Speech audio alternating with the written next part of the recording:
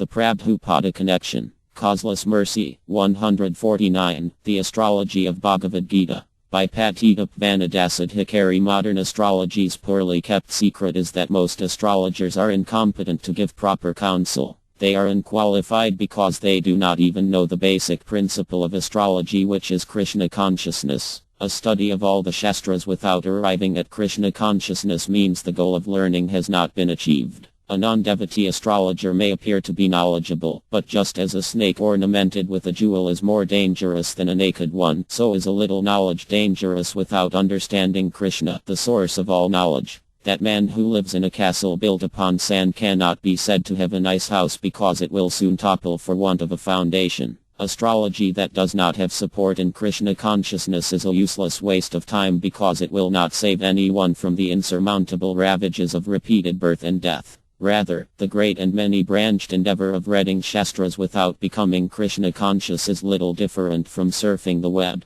It will simply be a means of furthering our material sojourn. The basis for becoming Krishna conscious and getting out of the material world is Bhagavad Gita as it is. Sure, practically any so-called Vedic astrologer will claim to know the Gita, but if he is not transcendentally situated, his learning is simply a decoration of a dead body. Unless a so-called pundit realizes that Krishna is the Supreme Personality of Godhead, his understanding of the science will not go beyond the memorization of a few rules and general understanding of the law of karma. In the Bhagavad Gita, the word mem, unto me, lights up page after page like the autumnal sky. Krishna repeats this instruction, surrender unto me, serve only me, over and again to Arjuna. Unfortunately, unless this plain and simple message is heard via the bona fide spiritual master in disciplic succession, it will be misunderstood by those whose intelligence has been stolen away by illusion. Generally, with rare exceptions, astrologers are interested in making a living, which means that they are karmas who do not care about the eternal welfare of their clients. Since it is impossible to deliver others from the ocean of birth and death by a study of the material universe and the law of cause and effect, astrology shorn of Krishna consciousness is mumbo-jumbo. Astrology in its pure form is a divine science meant for the guidance of all living mankind.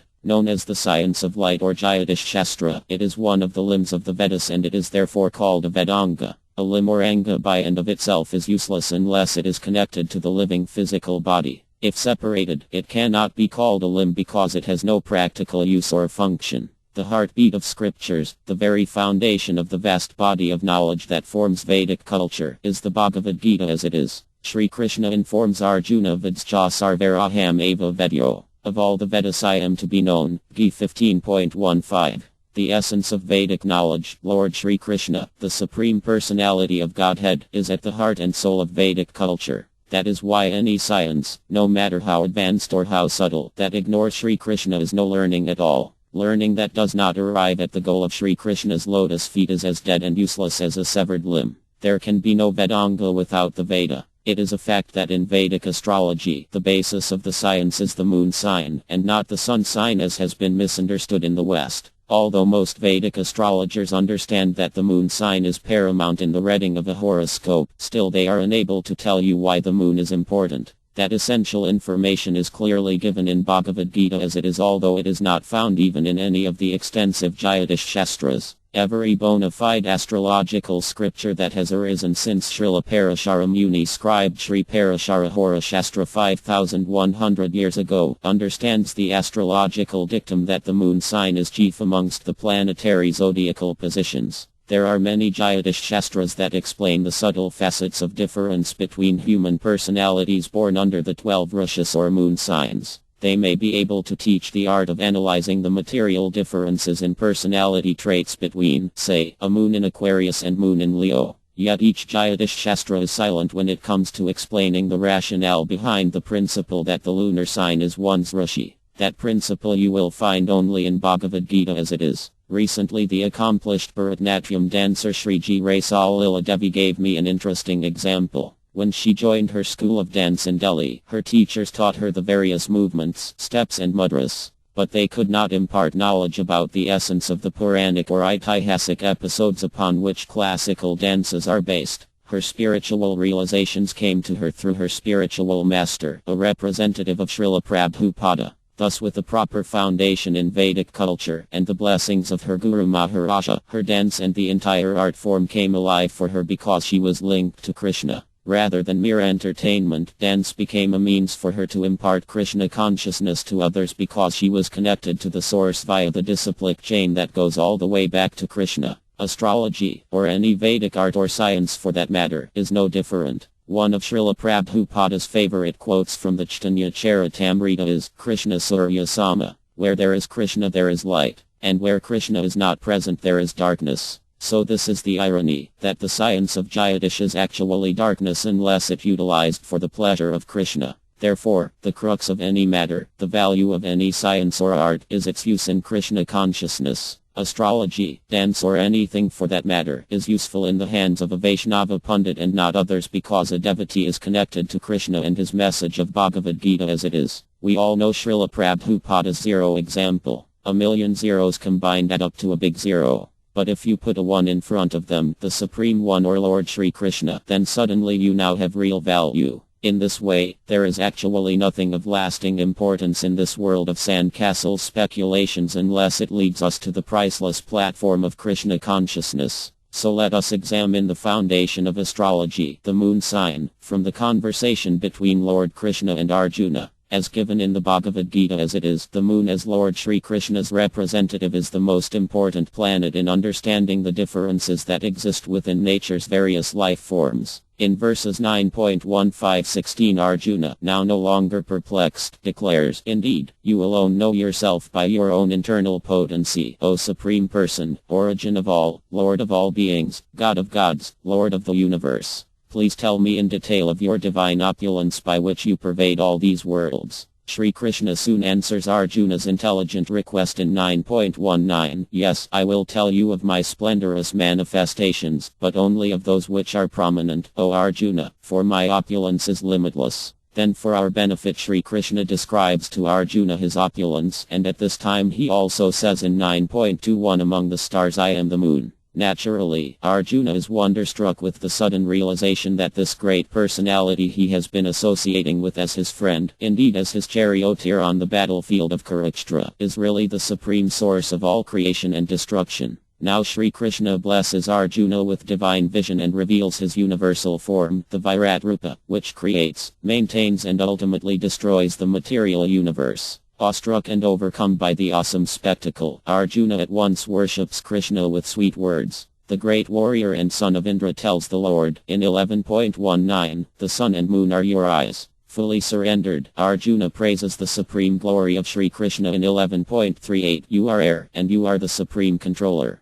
You are fire, you are water, and you are the moon. You are Brahma, the first living creature, and you are the great-grandfather. I therefore offer my respectful obeisances unto you 1,000 times and again and yet again. Thus from both sides of the conversation the moon as representing Shri Krishna comes up a number of times in the discussion of the Lord's opulence. Why is that? Naturally, it could be argued that the moon and the sun are given such importance in Bhagavad Gita because they are visible to everyone and might represent the beginnings of wonder about God and nature. It could be said that even gross materialists marvel at these two heavenly lights as obvious representatives of some unseen hand in the structured order of the universe. Even in primitive religions of the earth, the sun and moon are objects of worship because they give evidence to man of a higher power. It is true that the mysteries of the sun and moon baffle even the greatest scientists. Despite their telescopes and spaceships, their ridiculous bluffing about some unseen element called gravity, or their mindless speculations regarding a non-existent primordial soup that formed planets from cosmic gases, or America's poorly simulated lunar landing hoax 50 years ago. Despite all that, these so-called men of letters still do not know as much about the moon as any devotee who reads Bhagavad Gita as it is. Basically, today's scientific knowledge of the moon remains close to the same level as primitive tribals. Now Shri Krishna reveals the total astrological secret of the moon in 15.1-13 when he tells Arjuna, The splendor of the sun, which dissipates the darkness of this whole world, comes from me. And the splendor of the moon and the splendor of fire are also from me. I enter into each planet, and by my energy they stay in orbit. I become the moon and thereby supply the juice of life to all vegetables. This is knowledge of the moon. And in these few words Lord Krishna thus reveals the secret of astrology. It is through his eye, the moon, that he provides the juice of life and therefore individuality into created beings. From this verse we can understand that the unique tastes of fruits and vegetables come through Sri Krishna via his lunar rays. By extending that understanding, the various fragrances of flowers, the sumptuous tastes of nuts, and the individual qualities of trees and plants are delivered via Sri Krishna's agent the moon. The traits of plants that heal such as medicinal herbs or spices that add flavor also come from the various moods of the moon.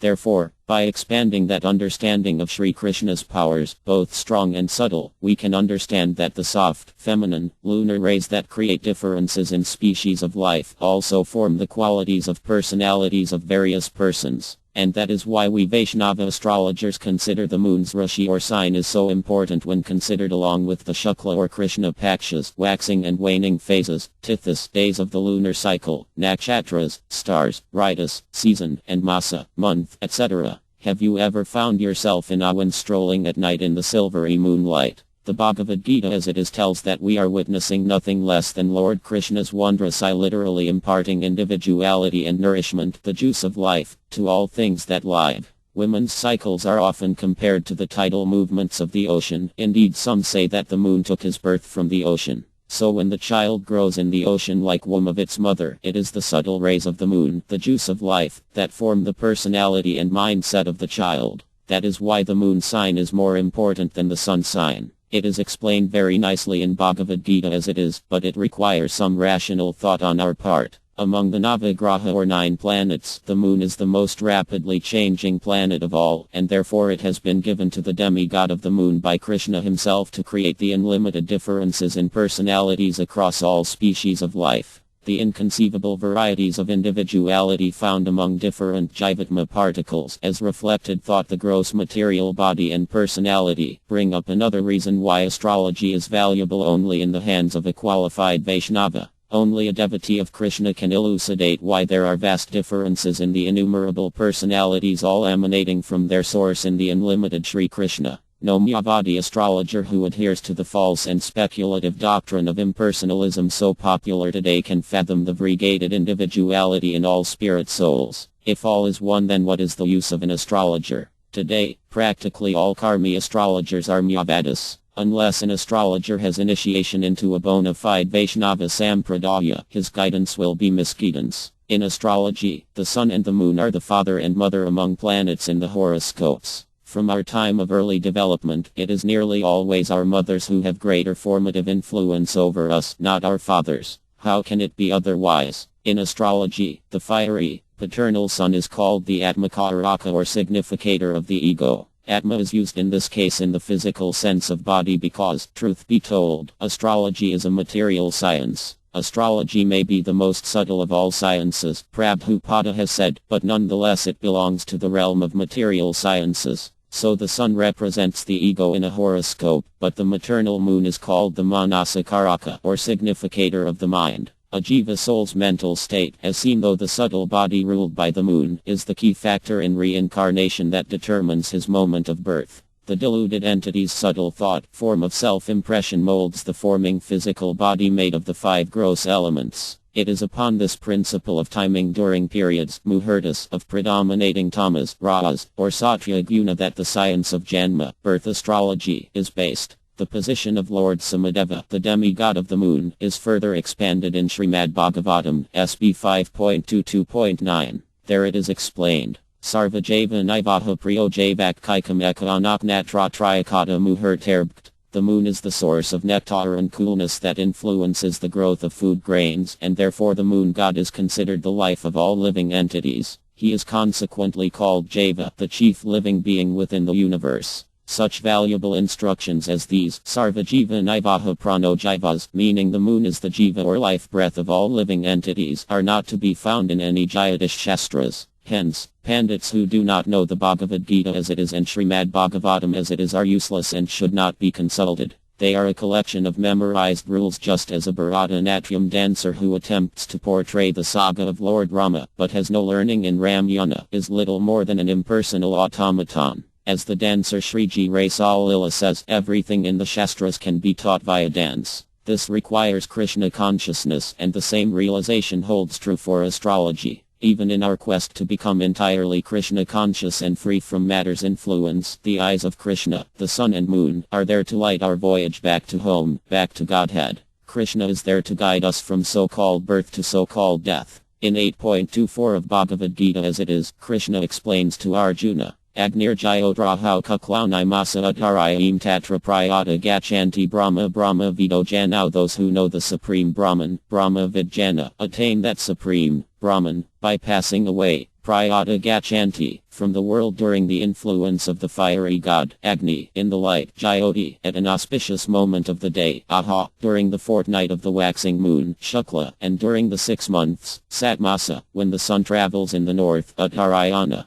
According to Sri Krishna's statement as seen in this verse, the elements of proper timing combine together to represent the demigod of fire Agni, who in turn represents Lord Vishnu in all Agnihotro Yagnas. As fire consumes everything in its path, so the analogous fire of devotional service to Krishna burns to ashes all our material desires which obstruct our pure consciousness. As long as material desires haunt our subtle body, we will not be able to return to the anti-material kingdom of Sri Krishna. Therefore, Sri Krishna advises us in 8.4 to leave this world in Jyoti, or in the light. That means, during Aha, the day, when the moon is in Shukla Paksha, or waxing, and the sun is in Uttarayana or in the northern region of the demigods, also called Divyana, the northern movement of the sun comprise the 6 months of the year from Lord Surya Narayana's entrance into Capricorn, Makara, on January 14th or 15th, or Makara Sankranti, and continues until he enters Karkataka Rishi or Cancer 6 months later. Did not the Mahajanapita Mahabhishma wait until Makara Sankranti to leave this world despite his many wounds? You can still visit the holy place of his ascension at Banganga in Kurukshetra. From there he left this world with his mind fully absorbed upon Sri Krishna who was seated beside him. For more on this subject, please see my article, Tribute to Srila B.V. Puri Maharaja, Dandavats, March 10, 2009. To summarize, therefore, it is the quality of the moon-ruled mind, the mental or subtle body, that dictates the specific type of sun-ruled gross physical body that a living entity must enjoy. For example, Srila Prabhupada often said, if you make your consciousness dog-like you will become a dog. If your mind is pigeon-like you will take birth as a pigeon and enjoy sex life 30 times a day. We have layered many lifetimes of egoistic self-concepts involving our own concocted mental designations concerning who we think we are over our originally pure spirit soul, the eternal identity. These misconceptions of the mind have prevented us from achieving liberation since time immemorial. As Sri Krishna advises Arjuna, Gi 6.6, the mind is the best of friends or worst enemy as well. Therefore, we should steady our mind in Krishna consciousness by chanting the Mahamantra. With this mind fixed in service at the lotus feet of the spiritual master, the representative of Sri Krishna, we must in this very lifetime return back to home, back to Godhead beyond this material universe. For there in the spiritual kingdom of Vaikuntha there is no need of a sun or a moon. Those interested in the subject matter of this essay may contact the author at dimanakrishna.yahoo.com. Patita Vanadasadhikari.